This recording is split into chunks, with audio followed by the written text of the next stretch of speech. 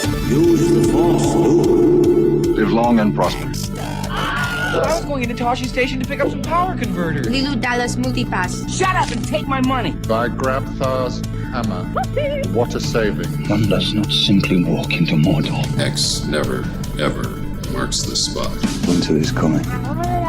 You're a wizard, Harry. Stay a while and listen. Hey, old Kermit the Frog. Your ties are cool. So say we all. This is a Play on Nerds.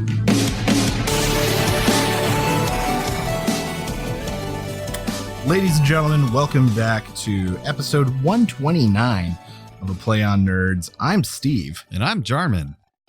And man, do we have a doozy for you this week. We bring back our newer segment, Rule of Three, where we look at the third film in film franchises, which are often good, bad, or ugly. And Jarman, what third movie are we talking about this week? Well, I think we have a treat for the audience this week. Not so much torture, but we have Back to the Future Part 3. Yeah, we're going to take a break from terrible and go to one not so terrible. Yeah, I mean, this is a classic. Not necessarily the most loved of the series, but a classic. Right. Like a weak link, but still a good chain. Yeah, you know? Chain's still strong. Yeah. But before we get to Rule of Three, Jarman, what have you been up to since the last time we talked? Well, the last time we talked, I had my old roommate and his wife came to stay with me. They were going to his sister's wedding. So okay. I had a dog in the house because they brought their dog with them, and that was a little challenging, but we got to catch up and everything. So that was a lot of fun. Gross. Yeah. And then I have been dating a new person that I'm very excited about. A new person. Yes. I like how neutral you're being about. Well, it is a female.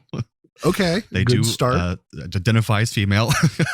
But anyways. Fair. No. It's all open here. They're born that way. Cisgendered, if you will. Anyways, yeah, it's been going to, and we have a lot of similar interests and things in common. So we've been going to a lot of plays, which is something I haven't done in a long time. So it's been a lot of fun. Got to see Into the Woods. I saw Evita with my parents as well. This is also not as much fun, Evita. It's a little, a little boring, I thought. I mean, it's not the classic rom-com you're looking for. I get it. Yeah, exactly. And there was some other play, but now I can't remember it. So, yeah, just been seeing a lot of plays and watching watching a lot of Lucifer, the TV show. I've become very addicted to that. It's a lot of fun. I recommend it. How has your improv class been going?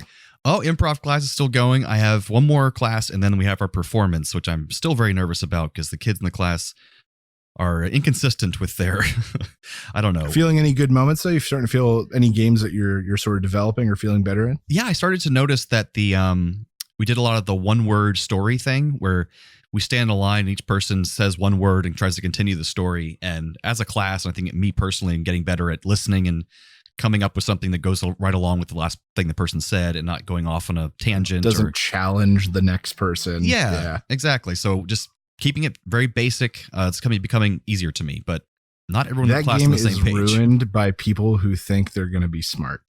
Yes. Or just make it just too complex. Ruined. Yeah, but so I'm a little nervous about the show. I haven't invited anybody yet, but I need to. So we'll see how that goes. Invite your cat. Yeah, Bones can come. He's a good kid. Well, I'm sure the person will come, right? The person will come if I want them to, but I'd be a little nervous. Does the person know you take improv class? Yes. Okay, good. That's not something you want to hide from your person. I just didn't get her permission yet to actually use her name on the podcast. I'm sure she won't care, but I just didn't talk to her about that. So I'm calling her person for now. Okay, no, that's fair. That's fair. Person, let us know if we can talk about it. There we go. More will be disclosed in a future date. Person. So what about you? What have you been up to? We finally got some nice cool weather here in San Jose. So we got to this last weekend. We just each day went out and did at least 5 miles outside and just walked and finally cool enough to go enjoy ourselves. So that's been really nice. Nice. Got a big team event tomorrow. My organization at work is doing a circus theme extravaganza thing. And it's always incredible. And there's live performers usually. I can guarantee there's going to be a Ferris wheel. Jeez. So that's exciting tomorrow. And then otherwise my folks are coming. That's right. Next week. And so we were just preparing and cleaning, and we rearranged the living room and the furniture a little bit. Nice. Try to get a little bit more bang for our buck out of our place. So yeah, we're just getting ready, and then we'll of course be doing a big haywire cleaning weekend. And they're staying for like a week or something, right? Yeah, they're staying. We'll be in San Jose for a few days, and then we head down to a little coastal town called Aptos, which is about 45 to an hour south, depending on traffic. And all I know about it is that it's a beach town where rich people have their beach houses. So like you're renting one out or something? Yeah, my mom typically gets a big Airbnb we can all stay in together. Nice. Yeah, so we'll be down on the coast. And I'm a big fan of your parents. They're a lot of fun. Yeah, they're pretty cool. Mom, I know you're listening. Absolutely. I hope they're fans of me too. Mom said she listens to basically the intro and the weekly updates and then doesn't really care about the rest of the show. That makes sense. It's not for She's like, everybody. and then you guys start talking about dragons or something, and my glass of wine gets really heavy.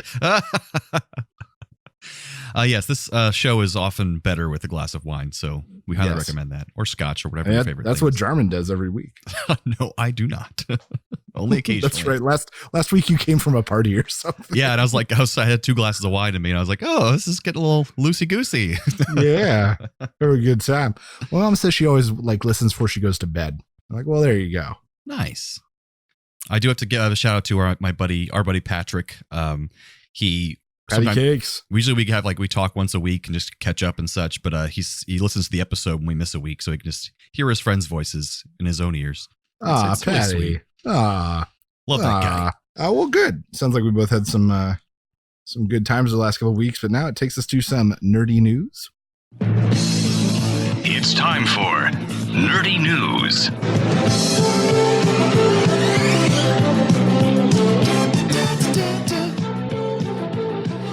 All right, what do you got for us this week, Steve?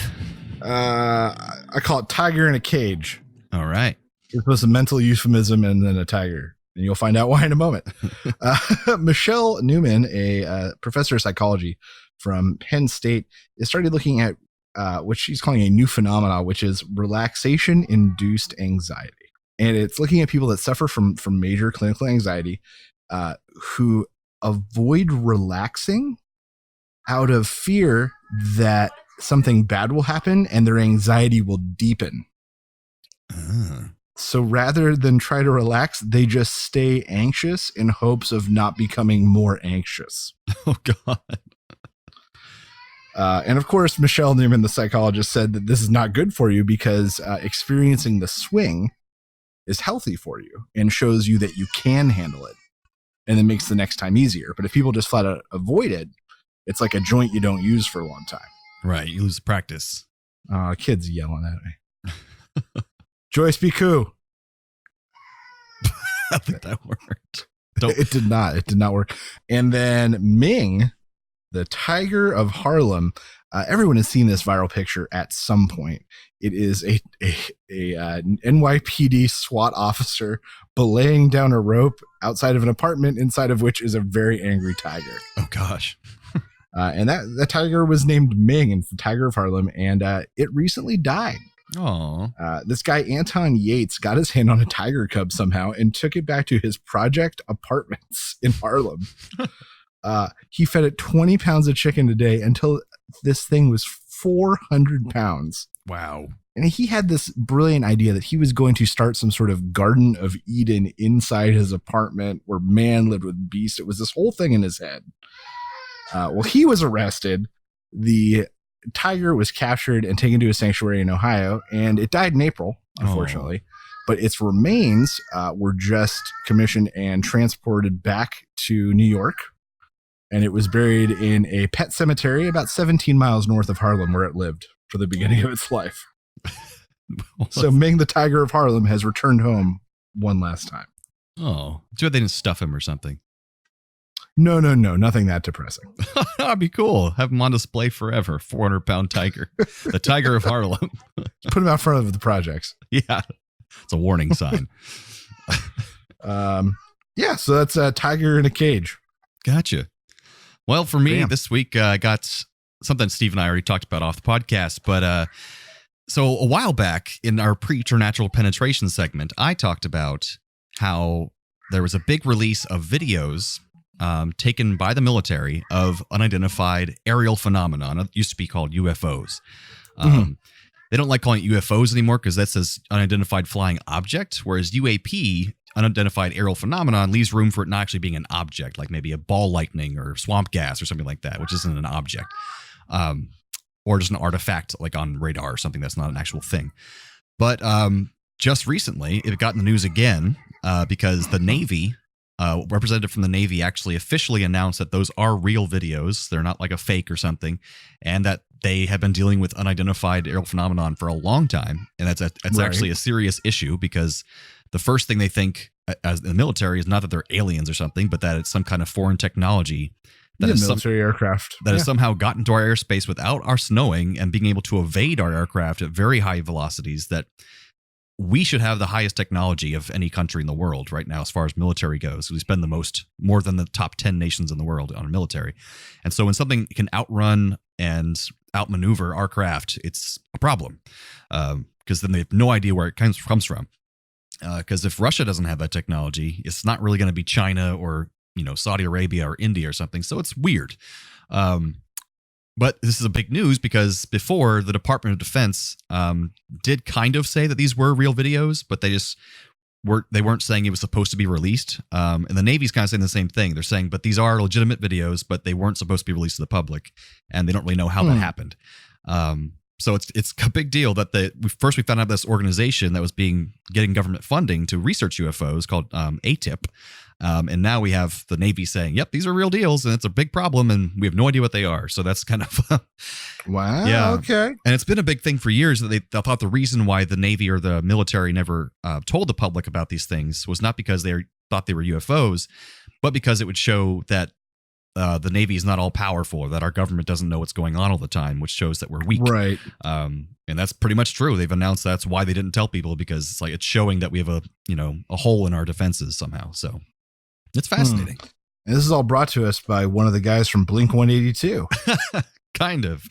Who was one of the founders of this group that surfaced the footage, I believe. Yeah, it's called To the Stars Academy. And the guy's name, which is Tom DeLonge.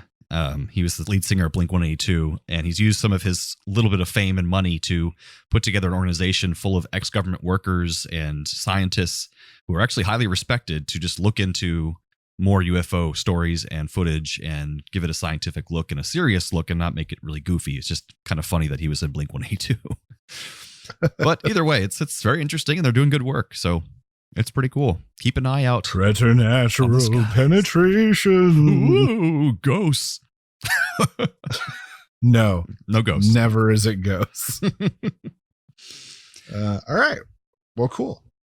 Well, before we break into our big talk of Back to the Future 3, I've got some cool kind of factoids to get us in the cowboy mindset. So back in the day, it only took about 10 cowboys to move 3,000 cattle. Wow.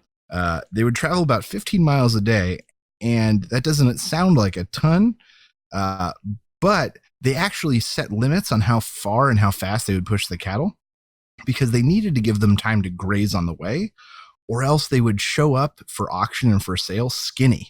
Right.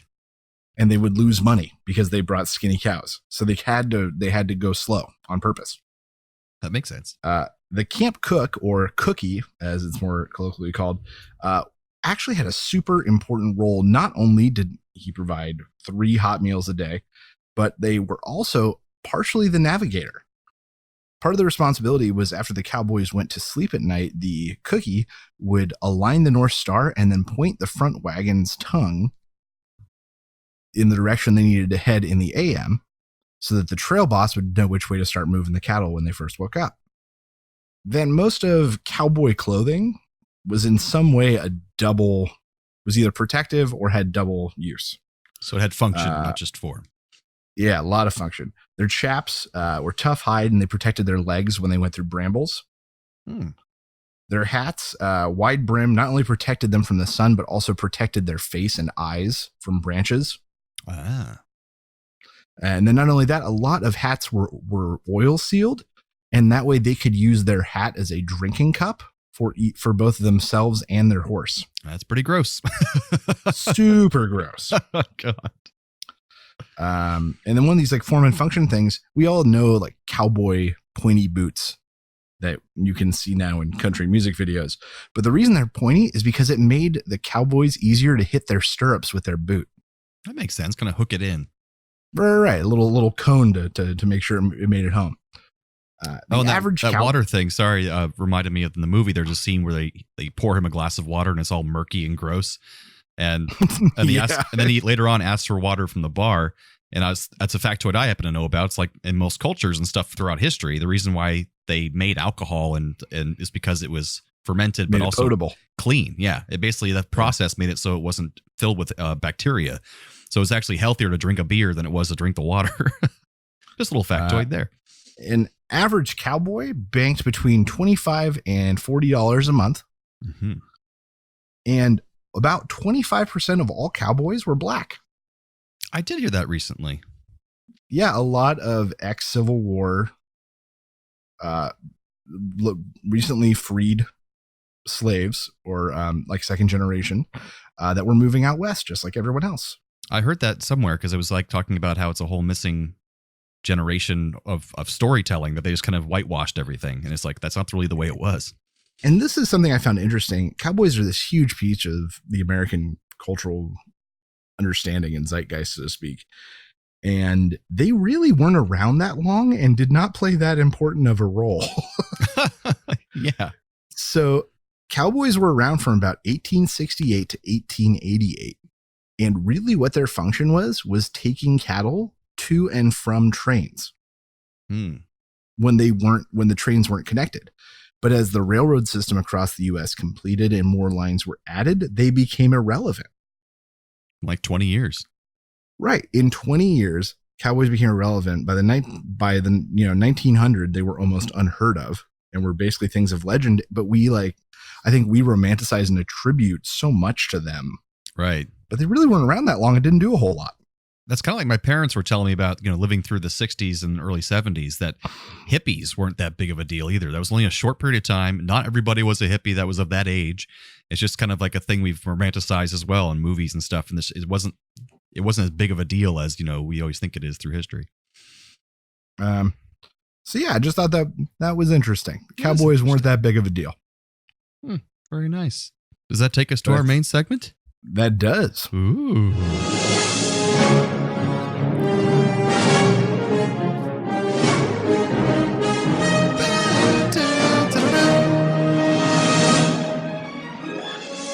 So that theme always gets me going. It's just wonderful. And I have to say, what are you going to say?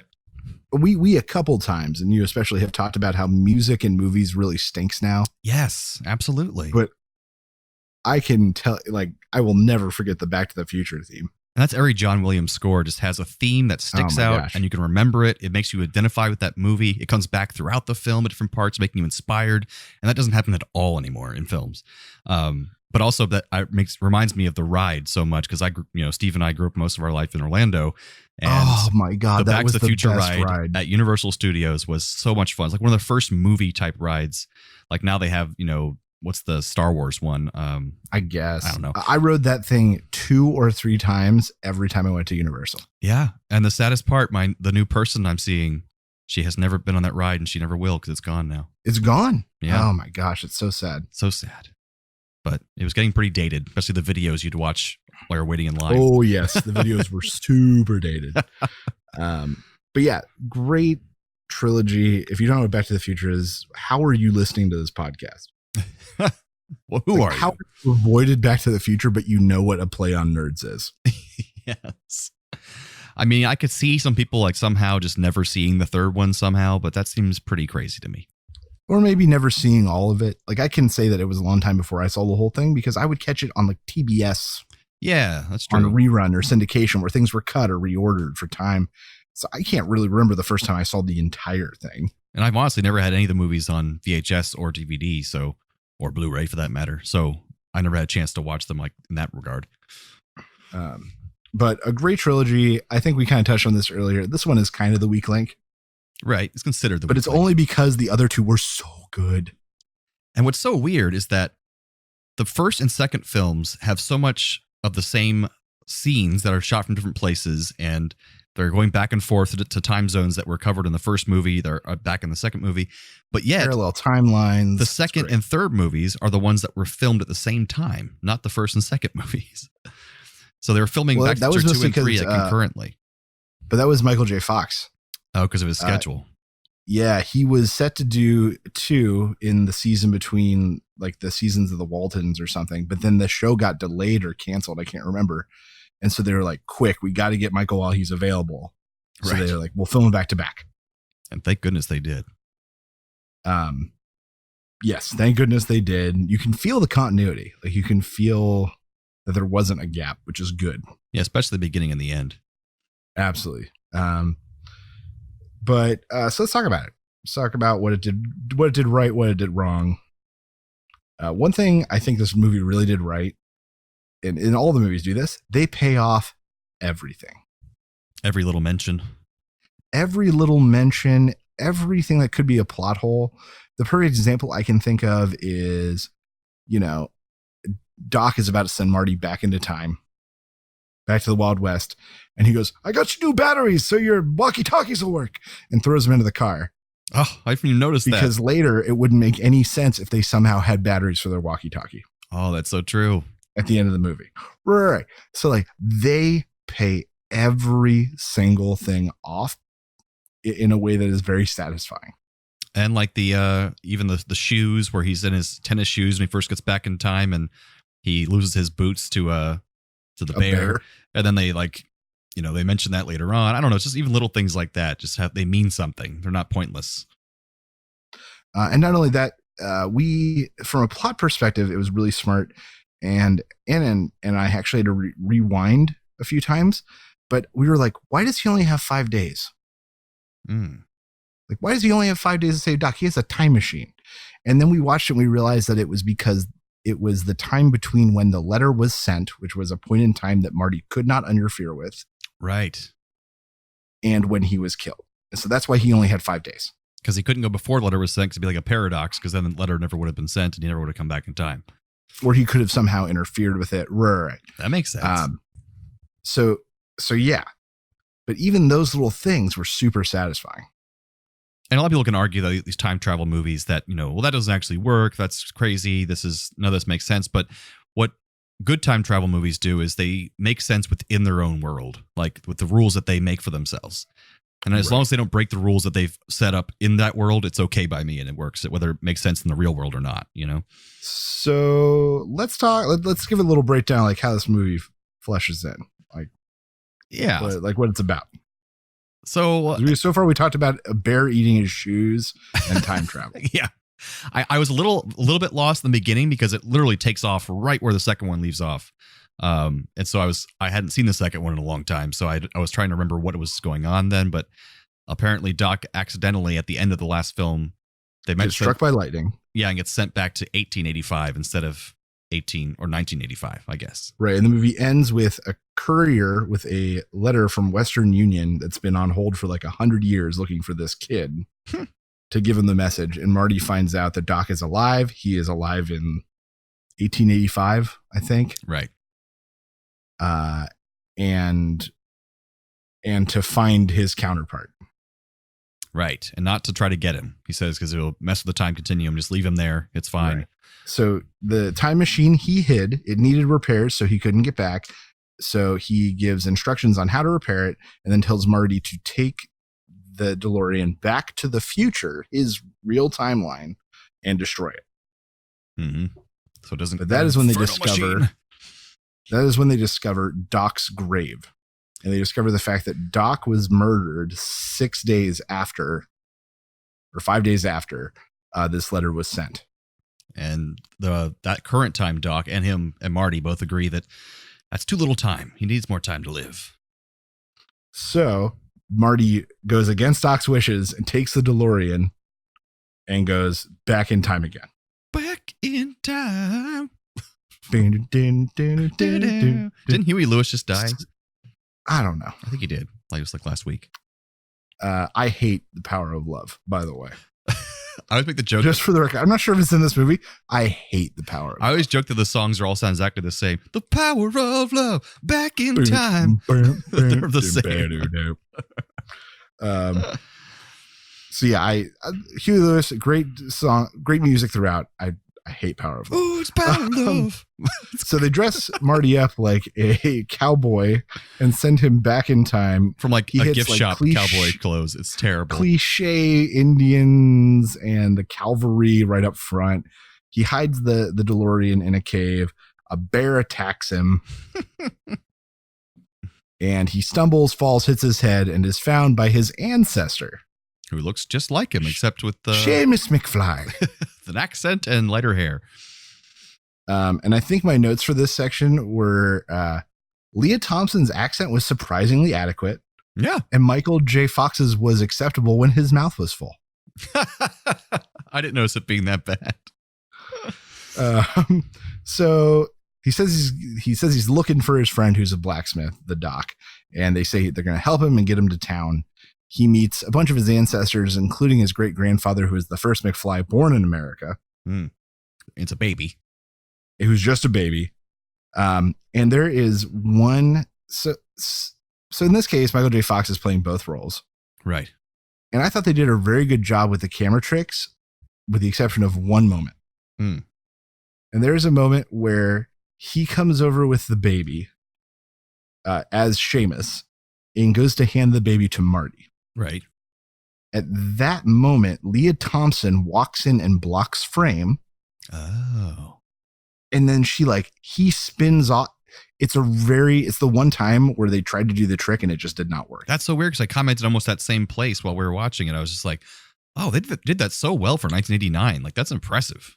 Everything before that and everything after is absolutely great. It is the one time where it is weird. Oh, so if you get a chance to rewatch I it. should. Leah Thompson rolls into frame and then suddenly he's on she was used to block the line. Right. And it got real weird. It got real weird. Well, right before that happens, when he wakes up, another one of those payoff moments, he wakes up with her in his face, just like he did in the first movie, with his mom suddenly there with him.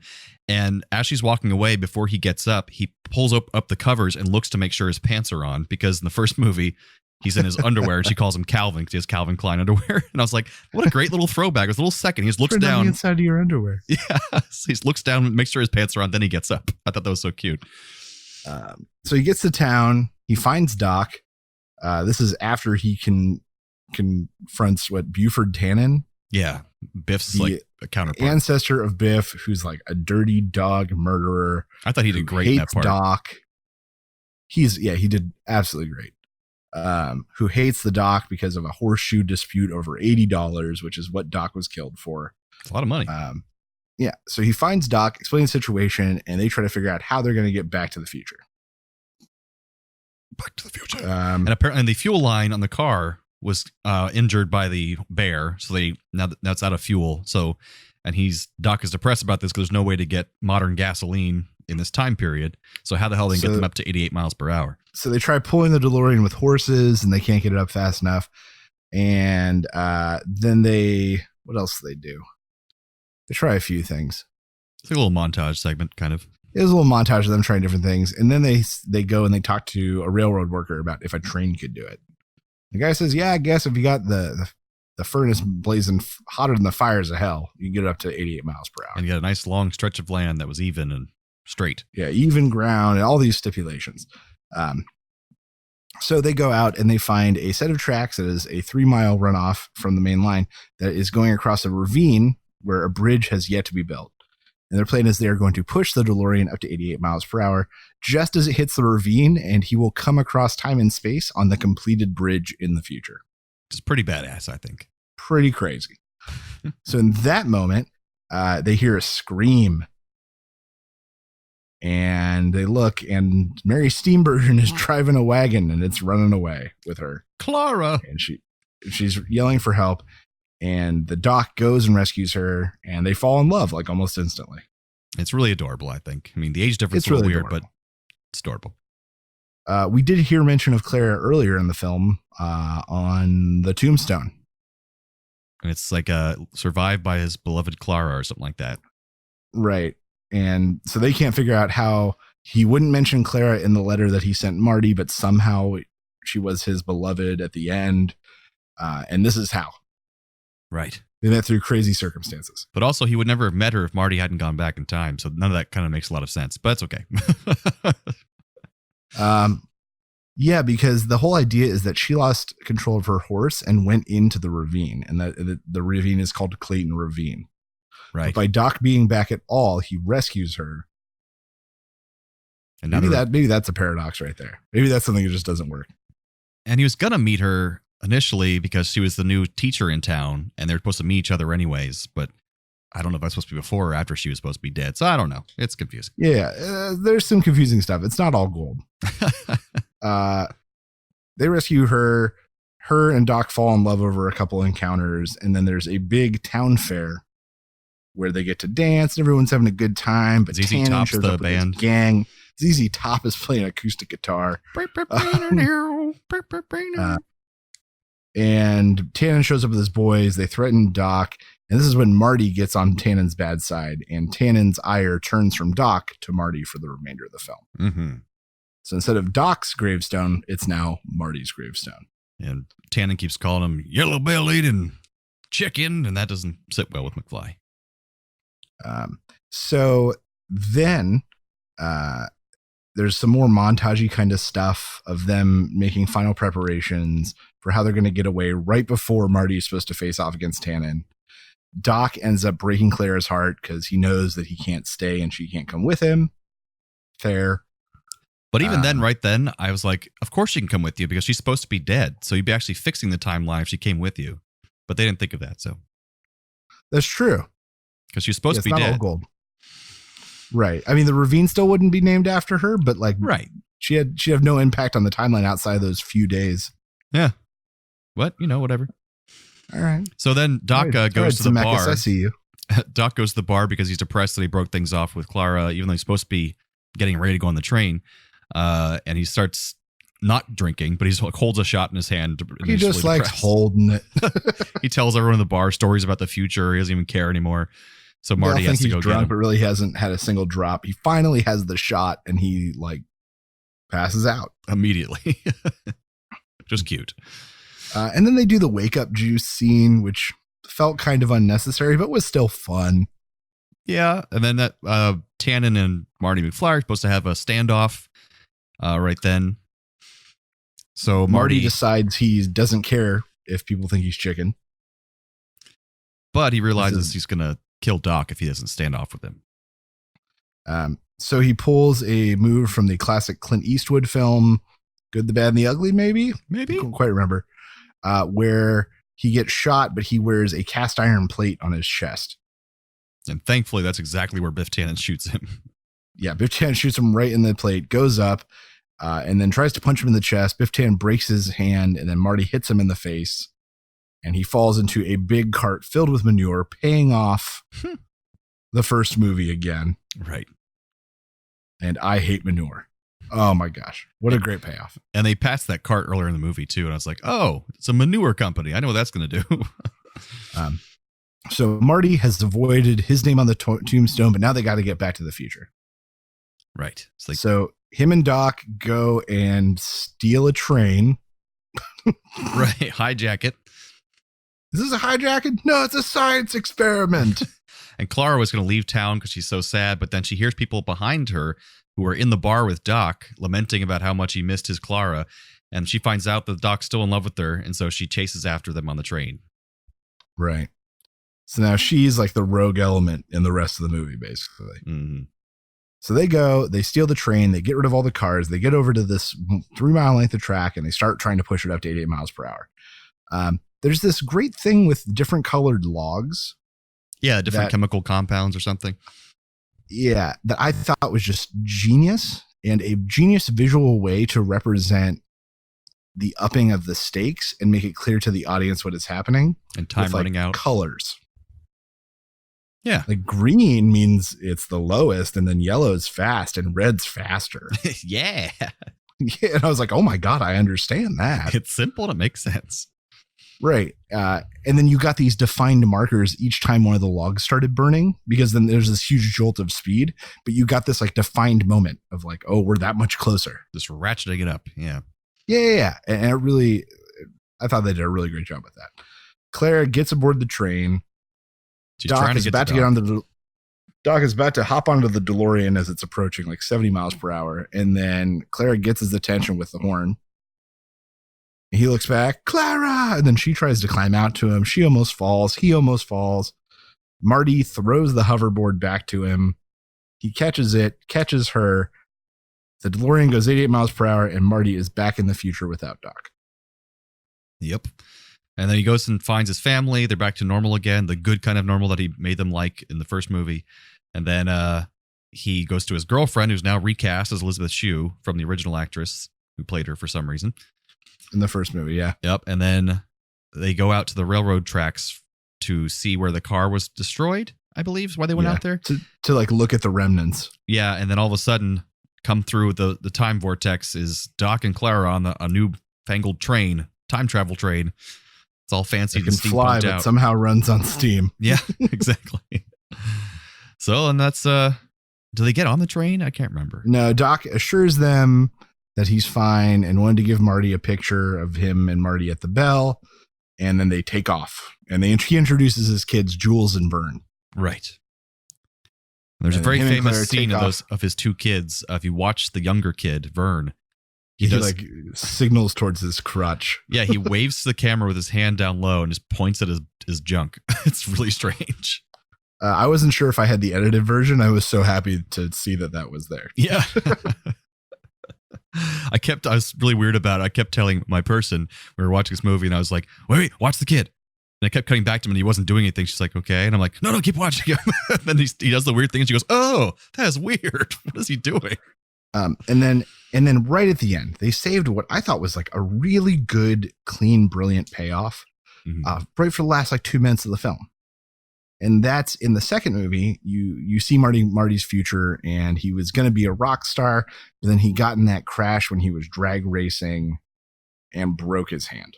Oh yeah, I forgot about that. And then he couldn't play guitar, and his life fell apart. Now he's working at a junk company and gets fired. That's all the second film. So in this one, you see him about to get into this drag race.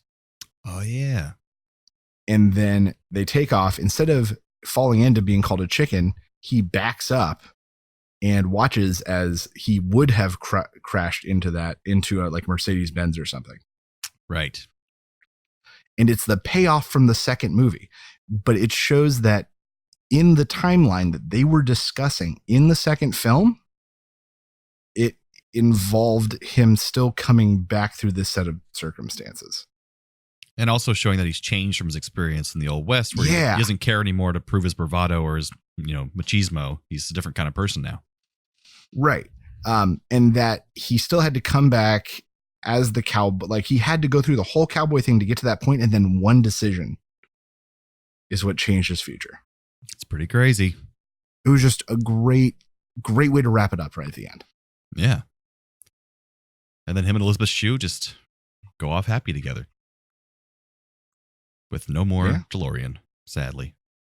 Yeah, it's okay. They have each other. Yeah. In Hillsdale. They're going to live there. But yeah, that's Back to the Future 3. Of the three, not the most exciting, not the most grand. A lot of people hated the cowboy thing, but I think they did a real good job. I think people need to cut this movie some slack. And I think really Biff Tannen is one of the better parts of this movie. Oh, he really is. He's just so great in that character. It gives him a little room. And the Mary Steam version is just delightful. She's so adorable in this film. And all this stuff. And then a lot of the side characters really have these nice little roles they get to round out. I think of the train conductor guy. Oh, he was great. Had a nice little 2-minute scene and played it well. The like gunbelt guy at the carnival. Yeah. He had a great little role and played the heck out of it, and then he was gone, and that was okay. And the guys in the bar who are all the old drunks, one of them has that cartoony look at what he is. Oh, he did a bunch of old voices for Disney. Yeah. I can't remember what, we looked it up and we're like, oh. Lots of stuff. And then the other guy, the guy who says the line, "Better run, squirrel." He was in Gremlins Oh, as one of the guys in the bank who hears Miss Deagle threaten to kill the dog. oh, and we can't forget the guy who plays the principal in the other movies. There with his son. He plays the sheriff in this one, and he's a great little part there too. And there's a deleted scene where actually Tannen because after you've seen that confrontation, you don't see him again. There's a scene where Tannen tries to like sneak into town or something, and he says, "All right, follow me to the jail." And Tannen pulls a gun and kills him. Oh wow! And his son like watches him die, and then his son vows to always keep order and discipline. It's a little dark, I guess, for the movie. We're a little bit dark, but it still pays off this like family homage of like discipline and order. And it just cements it even more. Like I understand why they wrote it. It was just too dark. It's great for the lore. Now I do watch this movie makes me want to find comics or books that continue the story and like see more time travel happen because they got to be out there. Yeah. Oh, if anything, you can find some fan fiction where Doc and Marty are more than friends. I don't want any of that part of that. Guarantee it. Or like one where he Marty! totally, Geez, Doc, it's so big. Marty! Don't just look at it. Suck it, Marty. Does Person listen to this? I don't know, not yet. Probably. I'll invite Person. I'll recommend it to them. Suck it, Marty. God. Okay. Einstein, look away. Oh, that's a cool little tidbit. I looked up. So Marty at one point tells Doc his dog's name's Einstein, and Doc kind of looks incredulously at him. Mm-hmm. I believe that Einstein had just died like 5 months before that scene would have taken place in 1955. Oh. Like that's November 1955, and Einstein died in April. Wow. That's good timing. So that was the incredulous look. Yeah. Interesting. So overall, right, what do you give it? Are we doing like Raoul Jules? Like how are we? I don't know. doing We're going to do whatever we want. It's totally worth seeing. I hope they never make a fourth. Yeah, it wouldn't be the same. If you're going to watch 2, you got to watch 3. You know, I'd be okay with. They come as a package. I'm okay if they're not rebooting it. Please never do that. But I'm okay if they want to do like the next generation and have like Marty's daughter as the lead or something, and then have like her working with a new crazy scientist of some sort. You know, I mean, I'd be okay. German, we already have that. It's called Rick and Morty. Yeah, but that's just crude stuff, and I don't know.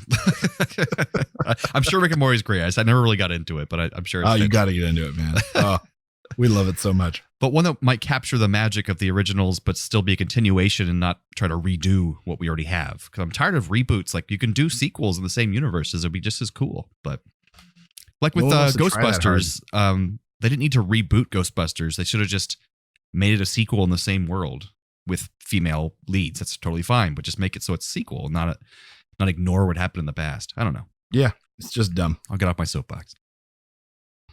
All right. Well, that takes us into a little bit of a game I prepared. Hey. So, German, I'm going to be passing some cowboy slang at you, and I need you to take a guess as to what it means. All right.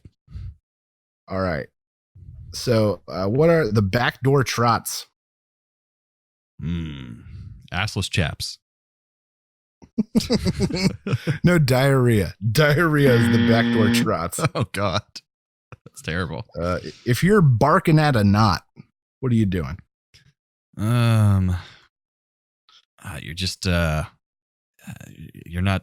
doing something wrong over and over again. That is a very good guess. It's wasting time on something useless. Oh, that's pretty close. You were real close. It's like a half point. Yeah, but you got the right idea about these, though. Most of them have some sort of clue if you think about it. Right. Raisin sand. You're going too fast with your cattle. No, that is also a very good guess. I understand. No, you're out causing trouble. Raisin sand. All right. If a woman's a California widow. Oh, means she's rich and ready. No, that's a woman separated from her husband by distance, but not divorced. Oh. And so what happened is a lot of men went out to the West Coast, specifically California during the rush, saying that they were going to go out and then send for their wives. Gotcha. And so a lot of women were considered California widows. They'd still be on the East Coast or something. Right. Oh, Or the middle of the country. Yeah. Just give myself a buzzer every time. Scamper juice. Ooh. Is that like dirty water? It's whiskey. Oh, whiskey. Oh, great. Scamper juice. Give me some of your best scamper juice, will you? Oh man, it's a real toad strangler out there. Well, I guess toads can't really live in too hot of weather, so maybe it's just real hot. The exact opposite. It's a heavy downpour of water. Oh, Toads also don't live in water. all right. 5 beans in the wheel. 5 beans. 5 beans in the wheel. You got more, just enough cattle. You got your whole full thing of cattle. It's someone who's carrying a 6-shooter only loaded with 5 bullets. Okay, that makes sense. A bag of nails. Literally a bag of nails. That's what it means. Just a bag of, oh yeah, that was Anna's guess too, actually. No, it's just when everything goes wrong at the same time. Well, ain't that a bag of nails? Well, ain't that a bag of nails? It's a real toad strangler out there. All right. Well, ain't that a hair in the butter? Everything's going right, then one little thing goes wrong. I'm going to give you a point for that one. It's a delicate situation. All right. I appreciate the point. The idea being that when you're churning butter, if a hair gets in there, you got to very gently pick it out and not churn it into the butter. That makes sense. And then this one's tough. If somebody's being called a moldy grubs, he's a real moldy grubs. He's not paying enough for the cattle. No, it's a derogatory name for a tradesman or salesman. I was kind of right. Yeah, kind of. It's a cheapskate, bad salesman. You get a quarter of a point. There we go. All right. Not your best game, certainly, but we got a lot of fun answers in there. So that was exciting. I had 1 3/4 points. That's the reason I do these games, is just to listen to your creative answers. Pretty much. Because I'm not going to know. But that takes us out of Back to the Future 3, Rule of 3, and a little bit of cowboy slang to work into your everyday lives. Absolutely. So let's go into some trailer reviews.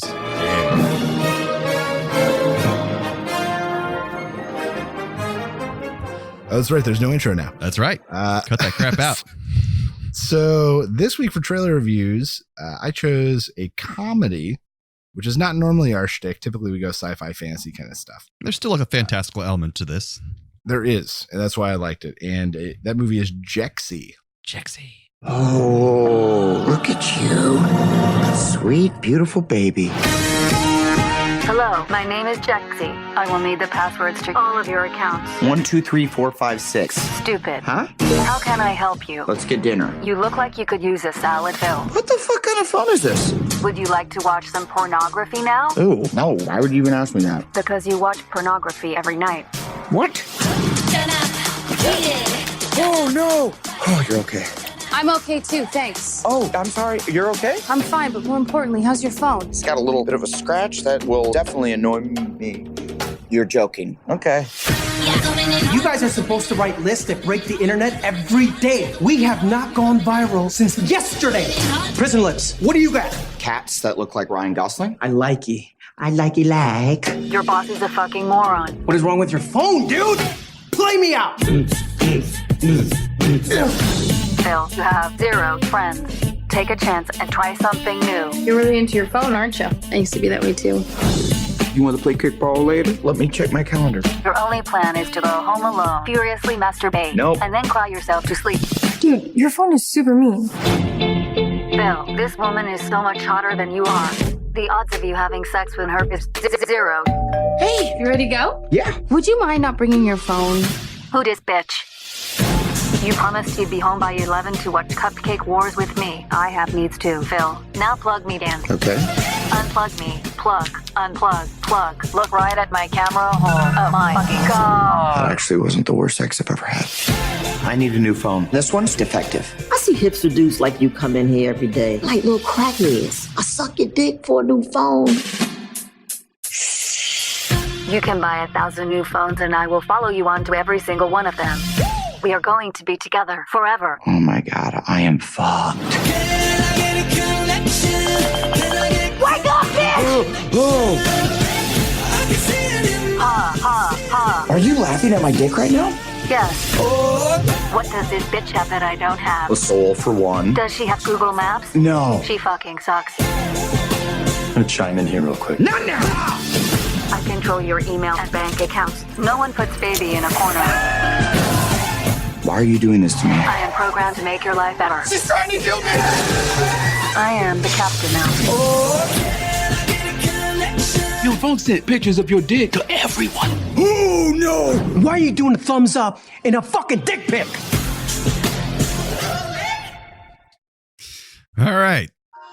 So basically, if you saw the movie Her with Joaquin Phoenix, which is more of an indie sci-fi flick, a little more drama, this is basically the comedic version of that, I guess.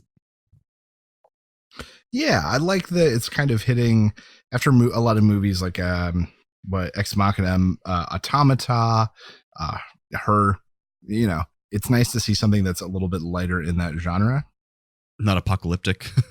Yeah, not apocalyptic. And I like that we're seeing this a lot.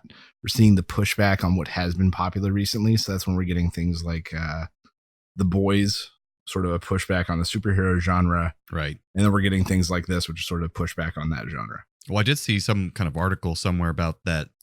There's a correlation, I think, to being a prosperous time with a president that's very stable to having a kind of crazy, unstable, everyone's worried and about what's going on in the world. So we want more comedic versions of things, you know, and kind of. Oh, truly. Absolutely. Yeah.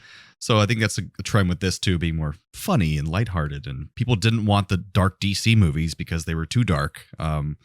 So they wanted more funny and lighthearted stuff. But anyways. So I'm going to give this 3 Raul Julias trying to figure out their new iPhone.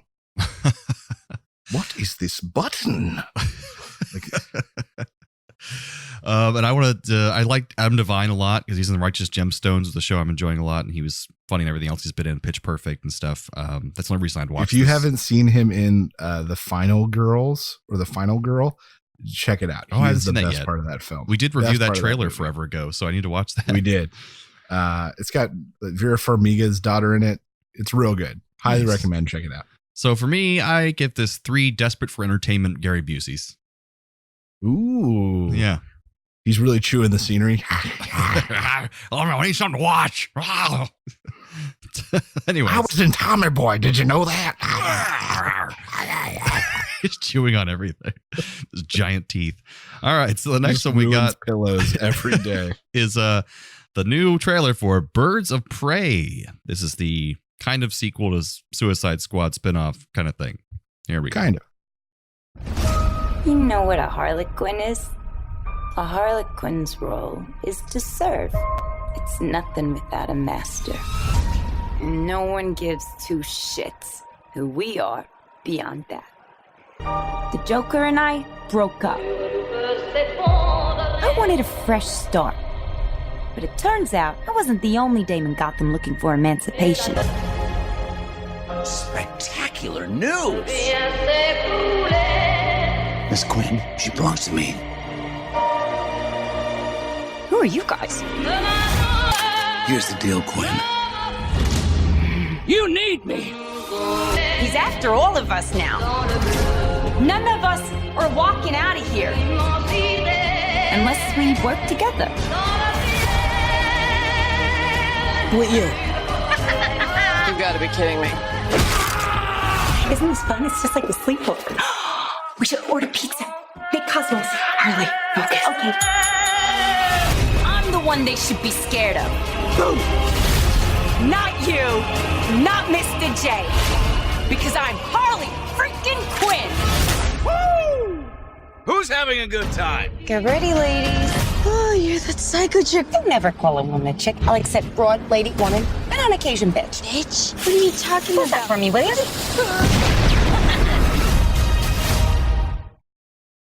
So I feel like they're trying to make their DC attempt at like a Deadpool-like character, wisecracking, devil may care attitude. I mean, 'cause that is kind of how Right. Harley Quinn is in the comics and the show and everything, but And I appreciate that DC is in some ways beating Marvel to the punch in that Marvel has been in talks about doing an all-female superhero movie with their female cast for a long time, and it's just never happened. It was supposed to center around the Black Widow and then got delayed. And so Yeah. for once, I'm kind of happy to see DC breaking new ground.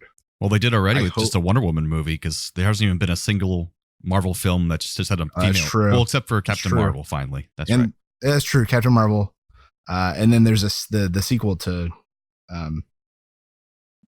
Wonder Woman coming soonish this summer. And they are currently right? filming the Black Widow movie, so that's already almost in the can. But I'm just happy to see like DC going for it. Yeah, there's dropping Joker because no one liked him. Jared Leto, we're done. The world's done with you. You can go away now. Forever. You've done your time. Thank you. You were great in American Psycho. Don't let anyone take that away from you.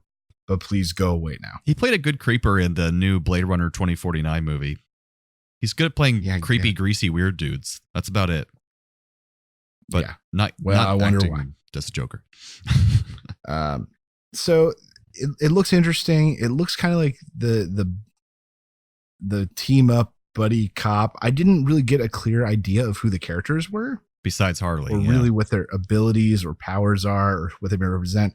We got to see what Mary Elizabeth Winstead with like a crossbow. So essentially she's probably some sort of assassin, I guess, and or marksman. But other than that, we saw the one girl sing and a glass vibrate violently. Yeah. So she's got some sort of voice power. But beyond that, we didn't really get a flavor of anyone else that I saw. So either it's not done filming or it's just a very bad cut trailer because and they hope they don't waste Mary Elizabeth Winstead because she's great. Oh, she's absolutely spectacular. Love her and everything she does. Same here. So this one is gonna get. Wait, before you say, also I need yeah. to mention apparently the villain is Ewan McGregor. That's the voice you heard in the trailer. And that's right. That was kind of a surprise too. I love him, so that's a good sign at least. So I'm going to give this Gary Busey and Raul Julia like arm wrestling at a table, and neither one can quite get over the top on the other. I like that. Mine is two amused Gary Buseys with one Raul Julia looking in the window being like, what was that? What's Raul Julia outside doing in this scenario? He was just walking by, and then I saw something that kind of amused him on the TV. Like, huh, that's interesting. But he's like a looky-loo? I mean, that's what he wants. He's Raul Julia. Hey, that's true. Okay, that's fair. It's a No, you're right. looky-loo. I can't believe I doubted you. I'm sorry. We apologize to Raul Julia and his estate. So sorry to Raul Julia. Gary Busey, you're here to be the joke. I'm sorry. Oh my God. Yeah, so that's trailer reviews.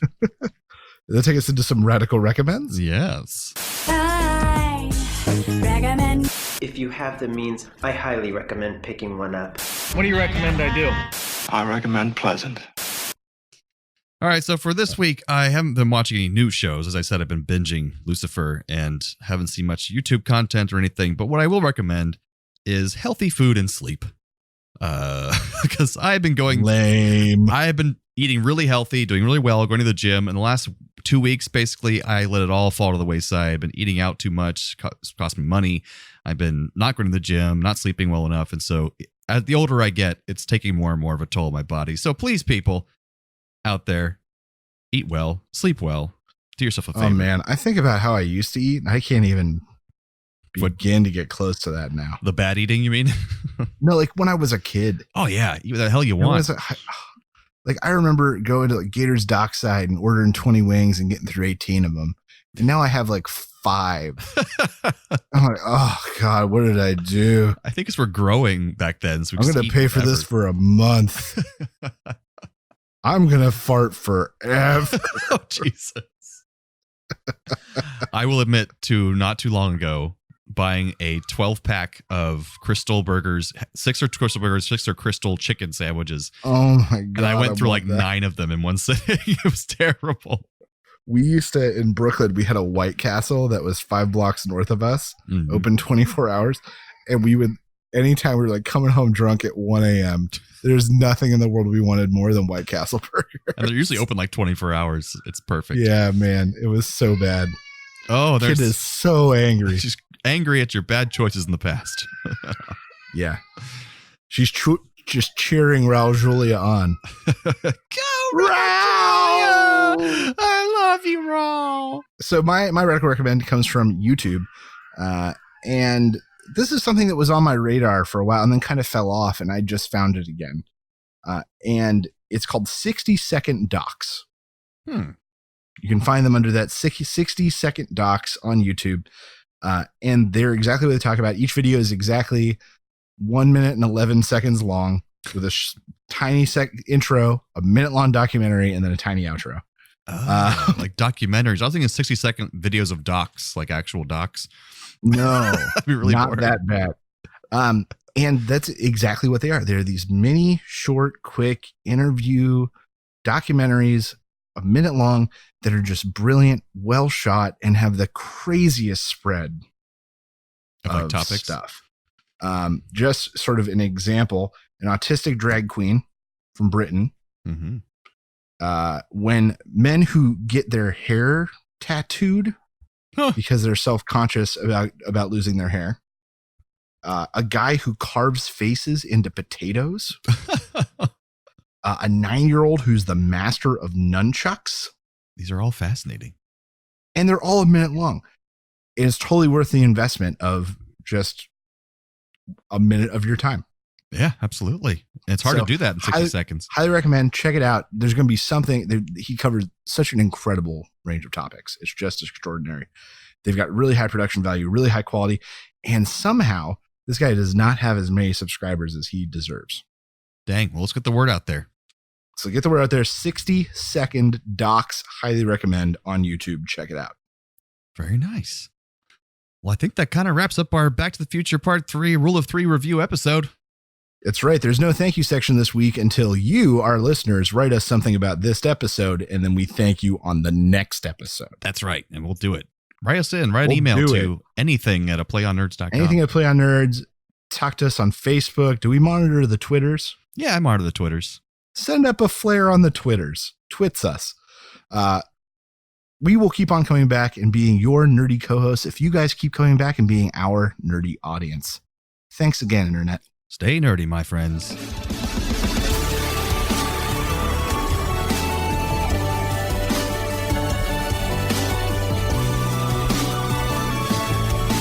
Thanks for listening to A Play on Nerds. Find all of this content and even more nerdy news, reviews, and fun at www.aplayonnerds.com. Be sure to like us on Facebook and follow us on Twitter so you know the exact second we release new podcasts, articles, and other nerdy content. We know you're impatient. Subscribe to us on iTunes, Podbean, Buzzsprout, Podomatic, and whatever the hell else you use. Also, please leave us a rating and review on your chosen podcast platform so we can be discovered by even more nerds like yourself. However you do it, check us out. And how.